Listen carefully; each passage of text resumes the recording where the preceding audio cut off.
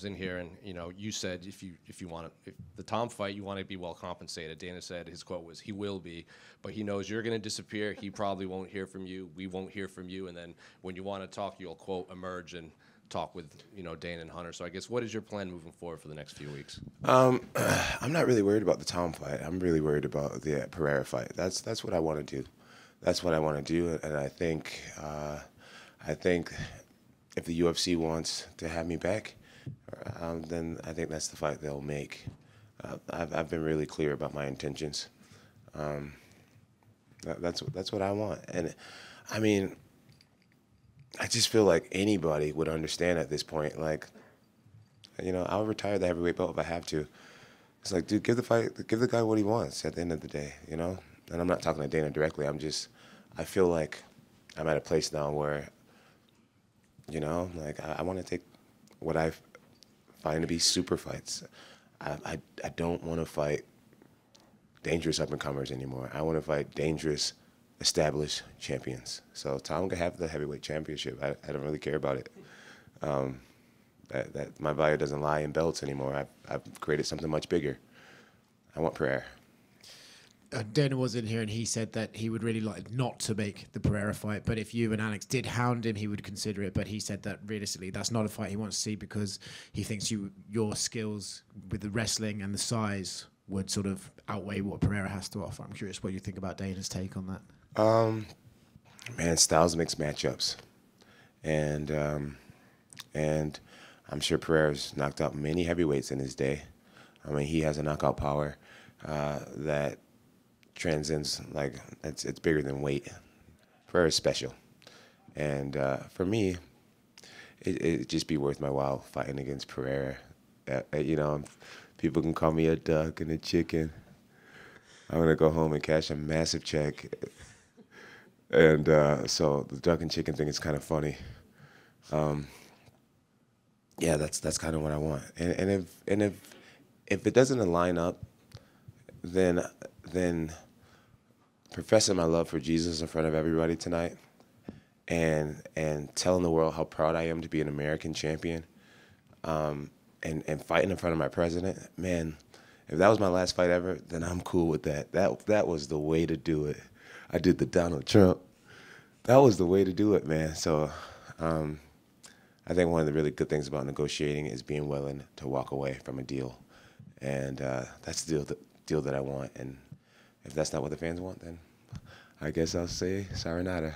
Obviously, in media days, there's a lot of sound bites is what everyone likes hearing. The big sound bite this week was you saying you wouldn't want to do business with Tom Aspinall. You said he's an asshole.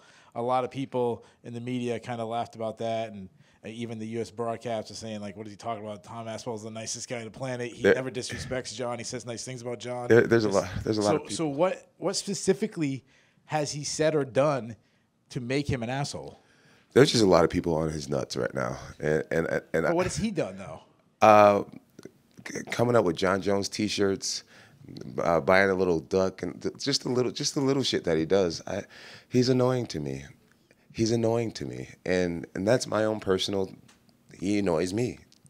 I get to you guys, you find it entertaining, but I find him annoying, and I just don't like him. And at the end of the day, if I give him the opportunity to fight me, I want to be so compensated. I want to say it. I want that fuck you money, honestly. And that's just what it is. That's just what it is. Or else my life is perfect without him. I don't need him at all. And he needs me. And that's a good place to be in a negotiation. So I'm sorry, I lied. One more question. You love Muhammad Ali. You've talked about him a lot. A lot of this week was comparing this fight and the Ali Frazier, you being the Ali side. What does that mean to you? I don't know.